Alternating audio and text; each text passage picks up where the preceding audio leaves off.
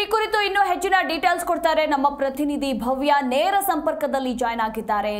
ಭವ್ಯ, ಸದ್ಯಕ್ಕೆ ಹೋರಾಟಗಾರರ ಆಕ್ರೋಶ ಹೆಚ್ಚಾಗಿದೆ. ಪೊಲೀಸರು ಹೋರಾಟಗಾರರನ್ನ ವಶಕ್ಕೂ ಕೂಡ ಪಡೆದುಕೊಳ್ತಾ ಇರುವ ಕೆಲಸ ಜರುಗ್ತಾ ಇರುವಂತದ್ದು.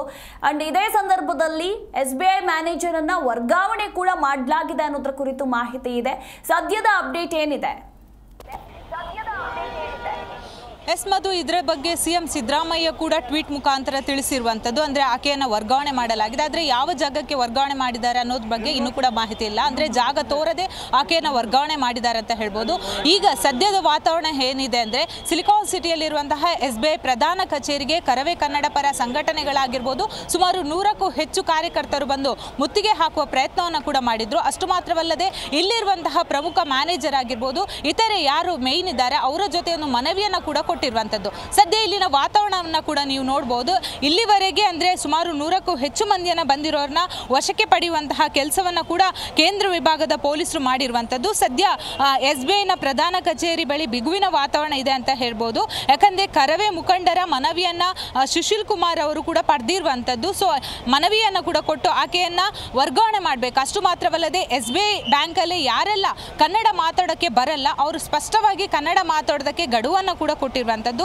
ಸೊ ತಕ್ಷಣ ಒಂದು ಕನ್ನಡವನ್ನ ಮಾತಾಡಲೇಬೇಕು ಅಂತ ಪಟ್ಟು ಹಿಡಿದಿರುವಂತದ್ದು. ಸದ್ಯ SBI ಕಚೇರಿಗೆ ಮುತ್ತಿಗೆ ಯತ್ನವನ್ನ ಕೂಡ ಮಾಡಿದ್ರು. ಈ ಸಂದರ್ಭದಲ್ಲಿ ಪೊಲೀಸರ ನಡುವೆ ಮಾತಿನ ಚಕಮಕಿ ಕೂಡ ನಡೆಯಿತು. ಇಲ್ಲಿ ನೀವು ನೋಡ್ತಾ ಇರಬಹುದು, ಪ್ರಧಾನ ಕಚೇರಿ ಬಳಿ ಇರುವಂತಹ ನಾನು ಅವರನ್ನ ಕೂಡ ಮಾತಾಡುವಂತ ಪ್ರಯತ್ನವನ್ನ ಮಾಡ್ತೀನಿ. ಅಂದ್ರೆ ಇದ್ರ ಬಗ್ಗೆ ಇವರಿಗೆ ಯಾವ ರೀತಿಯಾದಂತಹ ಮಾಹಿತಿ ಇದೆ ಅಂತ. ಸರ್, ಈಗಾಗಲೇ ಇದ್ರ ಬಗ್ಗೆ ನಿಮ್ಮ ರಿಯಾಕ್ಷನ್ ಏನು ಸರ್? ಸರಿ, ನೀವೆಲ್ಲ SBIನ ಪ್ರಧಾನ ಅಂದ್ರೆ ಕಚೇರಿಯಲ್ಲಿರೋರು, ನಿಮ್ಮದೇ ಆದಂತಹ ಶಾಖೆಯಲ್ಲಿ ಈ ವಿಧಂತಹ ಘಟನೆ ನಡೆದಿರುವಂತದ್ದು ನೋಡ್ತಾ ಇರಬಹುದು ಯಾವ ರೀತಿಯಾಗಿ ಹೋಗ್ತಾ ಇದ್ದಾರೆ ಅಂತ. ಯಾಕಂದ್ರೆ SBIನ ಒಂದು ಅಂದ್ರೆ ಪ್ರಧಾನ ಕಚೇರಿಯಲ್ಲಿರುವಂತಹ ಇವರೆಲ್ಲ ಸಿಬ್ಬಂದಿಗಳು, ಇವರಿಗೆ ಈ ವಿಚಾರ ಗೊತ್ತಿಲ್ಲದೇ ಇಲ್ಲ. ಯಾಕಂದ್ರೆ ಆಕೆ ಚಂದಾಪುರದ SBIಯ ಕಚೇರಿಯಲ್ಲಿ ಮ್ಯಾನೇಜರ್ ಆಗಿರುವಂತದ್ದು. ಸದ್ಯ ಯಾವುದಕ್ಕೂ ಕೂಡ ಉತ್ತರ ಕೊಡದೆ ಹೋಗ್ತಾ ಇದ್ದಾರೆ. ಇದೇ ರೀತಿಯಾದಂತಹ ಜನರಲ್ ಮ್ಯಾನೇಜರ್ ಸುಶೀಲ್ ಕುಮಾರ್ ಜೊತೆ ಕೂಡ ನಾನು ಮಾತಾಡೋದಕ್ಕೆ ಹೋದೆ. ಸೊ ಆ ಸಂದರ್ಭದಲ್ಲಿ ಅವರು ಕೂಡ ನೋ ಕಮೆಂಟ್ಸ್ ಅಂತ ಹೇಳಿ ಒಂದು ಉದ್ಘಾಟನದ ಉತ್ತರವನ್ನ ಕೂಡ ಕೊಟ್ಟಿರುವಂತದ್ದು. ಯಾಕಂದ್ರೆ ಈಗಾಗಲೇ ಕನ್ನಡ ಪರ ಸಂಘಟನೆ ಅವರು ಕೂಡ ಇದನ್ನೇ ಹೇಳ್ತಾ ಇರುವಂತದ್ದು. SBIನಲ್ಲಿ ಬಹುತೇಕ ಮಂದಿ ಹಿಂದಿ ಹಾಗೇನೆ ಇಂಗ್ಲಿಷ್ ಅಲ್ಲೇ ಮಾತಾಡ್ತಾರೆ, ಕನ್ನಡದಲ್ಲಿ ಬಂದವರಿಗೆ ಯಾವುದೇ ರೀತಿಯಾದಂತಹ ರಿಯಾಕ್ಷನ್ ಅನ್ನ ಕೊಡಲ್ಲ ಅಂತ. ಸದ್ಯ ನೀವು ದೃಶ್ಯದಲ್ಲಿ ಕೂಡ ನೋಡ್ತಾ ಇರಬಹುದು, ನಾನು SBIನ ಪ್ರಧಾನ ಕಚೇರಿಯ ಒಳಗಡೆ ಇದ್ದೇನೆ. ಸೊ ಇಲ್ಲಿರುವಂತಹ ಸಿಬ್ಬಂದಿಗಳು ಕೂಡ ಇದಕ್ಕೆ ಸಂಬಂಧಪಟ್ಟಂತಹ ಯಾವುದೇ ರೀತಿಯಾದಂತಹ ಮಾಹಿತಿಯನ್ನು ಕೊಡಲ್ಲ. ಸದ್ಯ ಇಲ್ಲಿ ದೃಶ್ಯದಲ್ಲಿ ಕೂಡ ನೀವು ನೋಡ್ತಾ ಇರಬಹುದು, ಪೊಲೀಸರು ಕೂಡ ಬಿಗಿ ಭದ್ರತೆಯನ್ನು ಕೂಡ ಕೊಟ್ಟಿದ್ದಾರೆ. ಸೊ ಯಾವುದೇ ರೀತಿಯಾದಂತಹ ಅಹಿತಕರ ಘಟನೆಗಳು ನಡೆಯಲ್ಲ. ನಮ್ಮ ಕೆಲಸವನ್ನ ಮಾಡ್ತಾ ಇದ್ದೀವಿ ಸರ್, ನಾವು ಯಾವುದೇ ರೀತಿಯಾದಂತಹ ಅಂದ್ರೆ ಸುದ್ದಿಯನ್ನ ಪ್ರಸಾರ ಮಾಡೋದಕ್ಕೆ ಬಂದಿರುವಂತದ್ದು. ಸದ್ಯ ನಮ್ಮನ್ನ ಪೊಲೀಸರು ಕೂಡ ಹೊರಗಡೆ ಕಳಿಸುವಂತಹ ಕೆಲಸವನ್ನ ಕೂಡ ಮಾಡ್ತಾ ಇದ್ದಾರೆ. ಅಂದ್ರೆ ಇಲ್ಲಿ ಯಾವುದೇ ರೀತಿಯಾದಂತಹ ವಾತಾವರಣಗಳು ನಿರ್ಮಾಣ ಆಗಬಾರ್ದು ಅನ್ನೋ ಕಾರಣಕ್ಕಾಗಿ ಬಿಗಿ ಭದ್ರತೆಯನ್ನು ಕೂಡ ಕೊಟ್ಟಿರುವಂತದ್ದು. ಮಧು, ಸದ್ಯ ನೀವು ಒಳಗಿನ ಚಿತ್ರಣವನ್ನು ಕೂಡ ನೋಡಿದ್ರಿ, ಯಾವ ರೀತಿಯಾದಂತಹ ಅಂದ್ರೆ ಇಲ್ಲಿರುವಂತಹ ಸಿಬ್ಬಂದಿಗಳು ರಿಯಾಕ್ಷನ್ ಅನ್ನು ಕೊಡ್ತಾ ಇದ್ದಾರೆ ಅಂತ. ಸುಮಾರು ಹೆಚ್ಚು ಕಾರ್ಯಕರ್ತರು ಕೂಡ ಇಲ್ಲಿ ಬಂದಿದ್ರು. ಈ ಸಂದರ್ಭದಲ್ಲಿ ಅವರನ್ನ ವಶಕ್ಕೆ ಪಡೆಯುವಂತಹ ಕೆಲಸವನ್ನ ಕೂಡ ಮಾಡಿರುವಂತದ್ದು. ಮತ್ತೊಂದು ಕಡೆ ಚಂದಾಪುರ ಬ್ಯಾಂಕಿಗೆ ಕೂಡ ಈಗಾಗಲೇ ಮುತ್ತಿಗೆ ಹಾಕುವಂತಹ ಕೆಲಸವನ್ನ ಮಾಡಿದ್ದಾರೆ. ಇನ್ನೂ ಕೂಡ ಇಲ್ಲಿ ಕರವೇ ಪರ ಸಂಘಟನೆಗಳು ಬರುವ ಸಾಧ್ಯತೆ ಹಿನ್ನೆಲೆಯಲ್ಲಿ ಹೆಚ್ಚಿನ ಸಿಬ್ಬಂದಿಯನ್ನ ಕೂಡ ನಿಯೋಜನೆ ಮಾಡಿರುವಂತದ್ದು. ಒಟ್ಟಾರೆ ಹೇಳಬೇಕಾದ್ರೆ ಈಗಾಗಲೇ ಆ ಮ್ಯಾನೇಜರ್ ಏನಿದ್ದಾರೆ ಆಕೆಯನ್ನು ವರ್ಗಾವಣೆ ಮಾಡಲಾಗಿದೆ ಅನ್ನೋ ಮಾಹಿತಿಯನ್ನ ಸ್ವತಃ ಸಿಎಂ ಸಿದ್ದರಾಮಯ್ಯ ಅವರೇ ಟ್ವಿಟರ್ ಮೂಲಕ ಟ್ವೀಟ್ ಮಾಡುವ ಮುಖಾಂತರ ತಿಳಿಸಿರುವಂತದ್ದು. ಸದ್ಯ SBIನ ಪ್ರಧಾನ ಕಚೇರಿ ಬಳಿ ಬಿಗುವಿನ ವಾತಾವರಣ ಇದೆ ಅಂತಾನೆ ಹೇಳ್ಬಹುದು. ಮಧು, ಭವ್ಯ, ಎಲ್ಲೋ ಬೇರೆ ಬೇರೆ ರಾಜ್ಯದಿಂದ ಬರ್ತಾರೆ, ನಮ್ಮ ರಾಜ್ಯದಲ್ಲಿ ಕೆಲಸ ಮಾಡ್ತಾರೆ, ನಮ್ಮ ನೀರು ನಮ್ಮ ಗಾಳಿಯಲ್ಲಿ ಬದುಕ್ತಾರೆ, ಆದರೆ ಕನ್ನಡ ಮಾತನಾಡಿ ಅಂದರೆ ಕನ್ನಡ ಗೊತ್ತಿಲ್ಲ, ಕನ್ನಡ ಮಾತಾಡೋದಿಲ್ಲ ಅಂತ ಈ ರೀತಿ ಧಿಮಾಕನ್ನು ತೋರಿಸಿರುವಂತಹ ಸಿಬ್ಬಂದಿಗಳು ಇದೇ ಮೊದಲೇನಲ್ಲ.